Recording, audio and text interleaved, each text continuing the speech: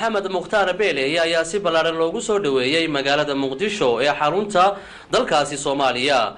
wariyahayaga Jaamac Cabdiraxmaan Axmed ayaa warbixin muutaasi ku saabsan nooga soo diray magaalada Muqdisho. musharax xildhibaannimo ee beelaha Banaadiriga mudane Maxamed Mukhtaar Beeley ayaa maanta ka soo degay garoonka diyaaradaha Aadan Cadde International Airport ee magaalada Muqdisho. musharaxa ayaa waxa halka ku soo dhaweeyay siyaasiyiinta odayaasha dhaqanka, haweenka, dhalinyarada, waxgaradka qaybaha kala duwan ee beelaha Banaadiriga kuwa oo taageero muujiyay. markii uu soo degay mudane Maxamed Mukhtaar Beeley ayaa dadkii isugu soo baxay soo dhaweyntiisa waxa uu mid u gacan qaaday isla markaana uga mahadceliyay qaabka wanaagsan ay u soo dhaweeyeen, isagoona tilmaamay in uu ka qayb qaadan doono sidii beelaha Banaadiriga oo u soo dhicin lahaa xaqooda.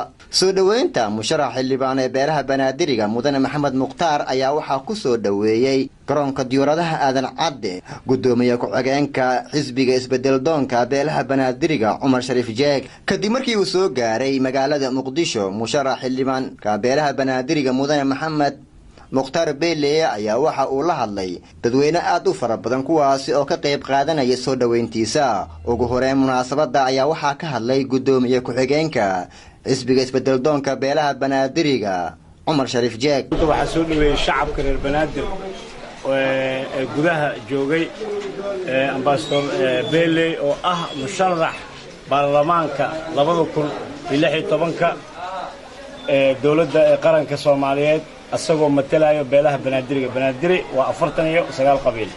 geesa kale isna waxaa ka hadlay oo dadweynaha uga mahadceliyay qaabka wacan ay u soo dhaweeyeen, isagoo halkaasi ka jeediyay khudbad gaaban musharax xildhibaannimo ee beelaha Banaadiriga mudane Maxamed Mukhtaar Beeley.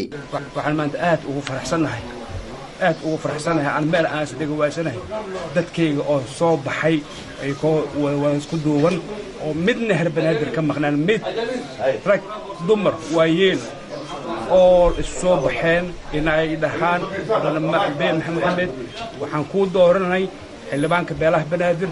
aad baan ugu faraxsanahay, waxaan jeclahay kursiga Banaadir ama tili doono hadii Ilaahay idmo meel fiican reer Banaadir aan gaarsiin doono xaqooda ka maqanay waxbarasho, iskoolaad, wax kasto oo Banaadir ina ugu gortami doono ana soo dhici doono.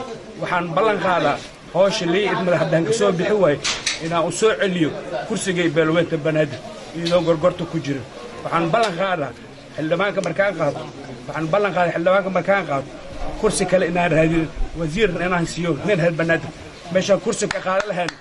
waxaan jeclahay inaan 2 kursi ama 3 kursi ay ka soo baxaan. hadda waxay socdo wuxuu ninka xildhibaan markuu qaato wasiir asoo isku qaadana wixii oo dhan waa isku soo ururna waxa qadaya xaqi kale. marka waxaan sameeynaa inaan wax in balaarinaan rabnaa la xildhibaan haddaan wasiir soo baxna golaha wasiirada dadka la soo gelin way xildhibaan iyo wasiirna ismatali karin. waxaan ka shaqeynaa waxa aad u mahadsan dadkii saako aeroboortka soo kalahay ila xilligan aeroboortka taagnaa kulaalka dhacay. aad baan u murugooday mana karaale ma hela farx baa keenay intaas ma dareemin inay kulaal taagan yihiin. waan mahad celinayaa shalam markaa halkan ka baxay ayaan ka ballan qaaday dalka markaan ka dhaqaaqo oo u sameeyo tour oo wareeg ah oo dadka dadweynaha Banaadir jiro aan gaarsiyo. ballantan ka qaadi dabaqayga aan gaarsiyo. hadda alxamdulillah waxa Ilaahay mahad dabaqaan gaarsiiyay jawaabteedan soo celiyay.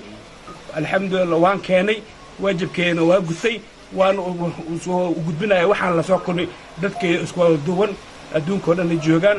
haddana Ilaahay baa mahad leh anoo nabad qabo oo dadkayga iyo bulshadeedii iyo walaalahay anay maal inta dhiman Ilaahay baan ku suganaa. waana mahadsantahay. mudane Maxamed Mukhtaar Beeley ayaa hore waxa uu ahaa safiirka dawladda Soomaaliya u fadhiya dalkaasi Iran, isagoona wax badan u soo qabtay qaranka Soomaaliyeed. waana siyaasi rugcada wax badan kala socdo xaaladda Soomaaliya xilligan ay marayso, waxaana iminka uu ku hanweyn yahay inuu ku guuleysto xilka musharaxnimo xildhibaannimo ee beelaha Banaadiriga. Cabdi Casiis Ali Guuled, Kalson TV, Muqdisho.